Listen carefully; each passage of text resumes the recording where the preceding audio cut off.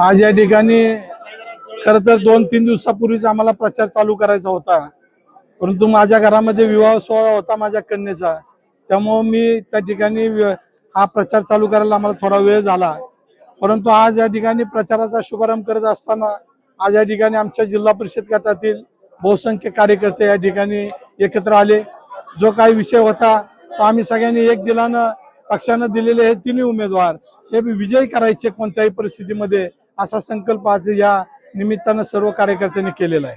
जनतेला काय आव्हान करू? जनतेला एकच आव्हान आम्ही करू इच्छितो की ज्या नेतृत्व या मतदारसंघाला लाभलं आणि ज्या नेतृत्वाचा सन्मान त्यांचं काम बघून राज्याच्या नेतृत्वानं म्हणजे राष्ट्रवादी काँग्रेस पक्षाचे अध्यक्ष अजितदादा पवार असतील,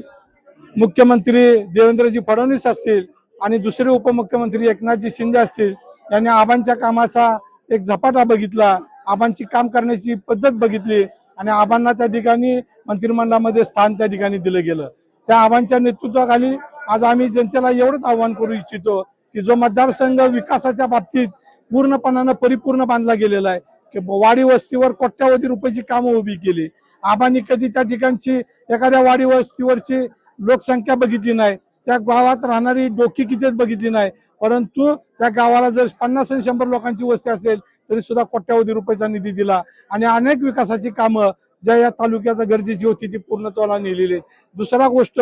ज्या कारखान्याच्या बाबतीतला विषय होता की जो कारखाना गलित कात्र झाला होता, ज्या कारखाना आज म्हणजे बंद पडलेला कारखाना, तो जनतेच्या हितासाठी, शेतकऱ्यांच्या हितासाठी, त्यांचे अश्रू पुसण्यासाठी आणि त्यांचा